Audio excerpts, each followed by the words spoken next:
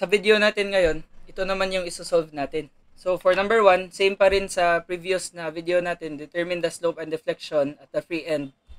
Then for the second one, let's learn how to transfer the load to determine the slope and deflection at the midspan.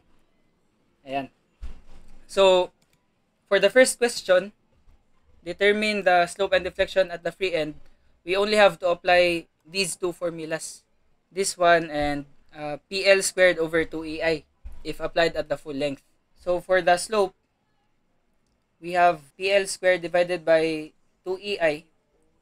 Now this is PL squared over 2EI if applying the full length. But again, dito sa initial figure natin, A is applied at a certain distance from the fixed end. So this load can be anywhere, but the slope we are solving is essentially the slope at B. Since kung ano yung slope dyan, caused by this force, same pa rin yung slope dito sa pinakadulo. Since kapag merong slope dyan, then wala nang loading sa remaining parts, this will just form a tangent line and then the slope is just equal. Ayan, same lang. So ngayon, palitan ko na lang to. Let's use PA squared over 2EI. Ayan. Now, itong load natin, this is a trapezoidal load. But you can think of it as a series of concentrated loads clumped together para mabuo yan. So, parang ganito. Ayan, parang series of concentrated loads. So, to add all of the effects, we can apply integration. Now, take note lang na yung height natin is uniformly increasing from 2 kN per meter naging 10 kN per meter. So, we can use ratio and proportion to determine the height. So, we can consider a strip. Ayan. So, this is a differential horizontal distance, dx. Then, let's try to identify the height. Sabihin natin, y. Ayan. Now, notice na itong trapezoidal load, this consists of two shapes. Merong rectangle saka triangle. So, isi-split din natin. We have a rectangular load. So, yung height niyan is equal to 2 kN per meter. Equal to this. So, this height pala, for the triangle alone, we would have 10 kN per meter, then minus 2. So, the height of the triangle is 8 kN per meter. Ayan. Now, for the height of the triangle, this height only, ayan, we can label this as, let's say, y prime. So, by ratio and proportion, let's consider the whole triangle. The height is equal to 8. So, ratio and proportion, ayan, height is 8, then the horizontal distance is equal to 6 meters. 8 over 6. Then equals, we have y prime. Yan yung height ng smaller triangle, this one. Then yung base niya naman is, we can define this as x, which is also just equal to a dito sa formula natin. Again, a is the distance from the applied load to the fixed end. So same lang dito sa variable natin. So, expressing y prime in terms of x, we would have y prime equals 8 over 6 multiplied by x. Then, this would simplify further into 4 over 3 multiplied by x. Ayan. And so, the total height, this total height, y, would be equal to 2 kN per meter, the initial height of the rectangle, plus this height of the triangular load. So, essentially, y is equal to 2 plus y prime. So, we would have 2 plus 4 over 3x. Ayan. And so, to obtain the total load, P, we have to multiply this expression or the height by the differential horizontal distance. So, 2 plus 4 over 3x multiplied by dx. But again, by default, sa calculator natin, this is added at the end. So, this is our P. Now, yung A naman is the distance from the fixed end to the concentrated load. Now, ito yung differential concentrated load. Ayan. So, it would just be equal to X. So, ngayon, we will integrate, then check the limit. For the limits, we start from 0. Ito kasi yung origin natin. Then, ito naman yung termination point. So, from 0 up to 6 meters yung span ng loading.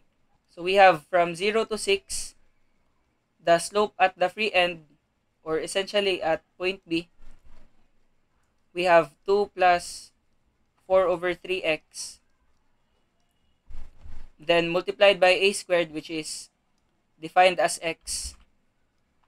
So, x squared, then divided by 2ei. Then we have dx. So, this will give us 288. Then, our unit is kn m squared divided by ei. Ayan. Now, for the deflection naman, deflection at B, we can use the formula Pato-Strela, or PA squared times 3L minus A divided by 6EI. So, same pa rin. Apply the concept of integration, but then, yung i-integrate natin is this formula. So, the value of P is still the same, 2 plus 4 over 3x. Then, times A squared. So, palitan mo yung A ng x. Then, 3 times L. The length is 6 meters. Then, minus A. So, x pa rin. Then, divided by 6EI. Then, we have dx. Still integrate from 0 up to the length of the span, 0 to 6. So, this will give us 6372 over 5, which is equal to 1274.4. So, our unit is kilonewton m cubed all over EI. Ayan. So, ito na yung deflection at the free end. Now, sir, how about for the second question? For the second question, medyo tricky siya since we are to determine the slope and deflection at the midspan. Now, dito sa midspan, medyo mahirap siya even if you will apply area moment method or the conjugate beam method. Since ano kasi, you need to subtract areas. But what we can do here is still, we can transmit the load. So recall that in this example, we moved the 100 kilonewton load to the midspan. Then, in-establish lang natin yung moment na makukos niya. So, ito yung ginawa natin. Naging 3 meters siya, then may moment tayong nilagay dyan sa concentrated load. So, how can we apply this concept para naman dito? Na meron na tayong varying load. So, ito yung gagawin natin. We can cut the beam still at the midspan. Then, we have a remaining load to the right. So, we can obtain the resultant and also the moment it causes sa midspan. Then, we can then analyze the beam na yung kalahating side na lang. Yung 3 meters. So, di ba, if we draw a line here, then this height of the triangle would be equal to 8 kilonewton per meter. Now, by ratio proportion, if nasa gitna tayo, if this is 8, then this height would be equal to 4 kilonewton per meter. Yung height ng triangle. Ayan, by ratio proportion. But madali lang siyang kunin since alam natin na midspan is nasa kalahati lang yan. So, 4 kilonewton per meter, then this is 8. Tas ito, 2 pa rin yan. 2 kilonewton per meter. So, let's obtain the resultant. So, we can split the figure para mas madali yung moments. Pwede mo naman gamitin yung area ng trapezoid, but mas maganda kapag isi-split natin yung loading para mas madali yung moment, yung calculation niya. So, we can draw a line sa point na to so that we can split this into two shapes.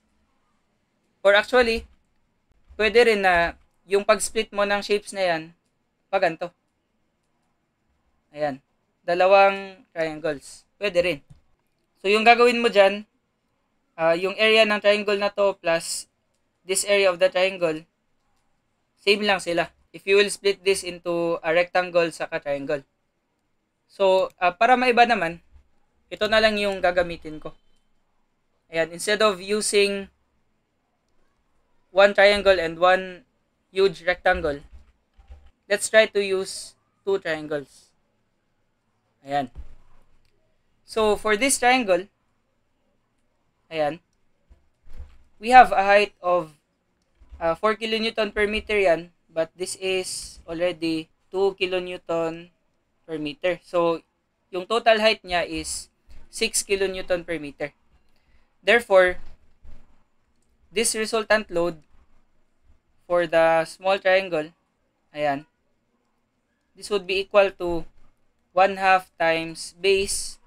The base is 3 meters. Ayan, kalahati ng 6. So, 1/2 times base. Then, height is equal to 6. Ayan. So, magka-cancel yan. Magiging 3. So, 3 times 3, we have 9 kilonewtons. This is the resultant load of this triangular shape. Now, the second shape would be this one. Ayan. Triangle pa rin yan. So, still, the same yung area. 1/2 times base times height. Then, the resultant load would be acting closer to this side. Ayan. Dyan kasi yung mas matabang side. Ayan. So, we have 1/2 times yung base, 3 pa rin. Then, yung height naman is equal to, hindi 8 yung gagamitin. Take note lang. Essentially, since we have split this into two triangles, then hindi na natin kailangan yung rectangle saka triangle. So, we don't need this one anymore. Bale, just by using 10 kilonewton per meter as the height, makukuha na natin yung area na yan. So, multiplied by 10. So, 10 divided by 2, this gives us 5. Then, multiplied by 3, we have 15 kilonewtons. Ayan. Now, for the distances naman, for this load going to the midspan, we have a distance of, 1/3, since ito yung matabang side ng triangle na to, we have 1/3 of the base. So, 1/3 of 3. Then, for this resultant load naman, yung distance niya patungo sa midspan, since ito yung mas matabang side, then ito naman yung narrowing portion ng triangle, then this is 2/3 of the base. 2/3 multiplied by 3. Ayan. So, taking the moment sa midspan, we have M midspan. This will give us 9 kilonewton multiplied by 1/3 of 3. Magka-cancel yan. So, we have 1 meter. Then, ito rin magka-cancel. We have 2 meters. So, 9 kilonewtons times 1 meter. Then, plus 15 kilonewtons multiplied by 2. Moment arm nito. So, 9 plus 30, we have 39 kilonewton meter. Ayan. Then, 39 kilonewton meter, clockwise yung direction. Clockwise yung makokos na moment ng dalawang loads about the midspan. Then, for the resultant load naman, equivalent load na itatransfer natin, we have 9 kilonewtons plus 15 kilonewtons. So, 24 kilonewtons. Then, after which, ilalagay na natin yan sa midspan. Itong dalawang concentrated loads. Then, notice na yung height dyan is equal to 6 kilonewton per meter. Again, refer to the heights shown. So, draw natin ulit. We would have this figure. Ayan. So, 2 kN per m. Tas ito naman, 6 kilonewton per meter. Then, yung ilalagay natin would be 24 kilonewtons. Concentrated load yan. Dito ko na lang ilalagay. 24 kilonewtons. Then for the moment it causes, we have 39 kilonewton meter clockwise. Paganto. Ayan. So to calculate the slope, we have to add the effects. First, sa trapezoidal load, then this concentrated load, 24 kilonewtons, plus the slope caused by the moment load. So for the trapezoidal load, we can still use the same equation kanina, 2 plus 4 over 3x. Constant kasi always yung equation ng trapezoidal load since na-identify na natin kanina. Although pinutol natin, nasa 6 kilonewton per meter yan, same pa rin yung lalabas. So bale, yung slope at the midspan would be equal to, first, integrate natin from yung distance na to, 3 meters na lang. So from 0 to 3, then just copy this one. Ayan. Then we have the x. Then plus the slope caused by the concentrated load, we have PL squared over 2EI. So 24 times 3 squared divided by 2. Then finally, we have, for the moment naman, ML divided by EI. So the moment is 39 kilonewton meter times the length, 3 divided by EI. So add mo na lang lahat. So this is equal to 22.5, then plus itong expression na to equal to 225. So adding all plus 22.5, we have 247.5. Ayan. So the unit is kilonewton m squared divided by EI. Now para naman sa deflection at the midspan, we can still copy the equation earlier, then just replace the limits. So ito yan. So this would be 3. Then for the deflection caused by this load, which is at the free end, we have PL cubed divided by 3EI. Then para naman sa moment, we have ML squared over 2EI. So substitute mo na lang 24 times 3 cubed over 2EI. Then plus 39 times 3 squared divided by 2EI. So yung makukuha natin is 508.95. Then Kn m cubed divided by EI. So this is our final answer. Now what if, sir, distributed load lang? If you have a distributed load, then mas madali siya since for distributed loads, mas madaling kunin yung resultant, then mas madali rin kunin yung moments. Sinadya ko na sa example natin, ginamitan ko ng trapezoidal load para mas makita nyo yung load transfer. So bale, if for example, uniform load lang, ayan, then ililipat mo sa midspan, just obtain this resultant, then yung moment na makukos niya would have this moment arm. So force times moment arm, yan yung moment dyan, then transfer this resultant load dyan sa gitna. Yan. Then just analyze this portion na lang. Ganyan yung process. Teka lang. May correction pala ko dito. Sa pato 3 la, magbabago pala to. Ayan. 3L minus A. Yung length kasi natin is 3 meters na lang. Ayan. So, if you will add all of these expressions, you will arrive at 441.45. So, this is our final answer.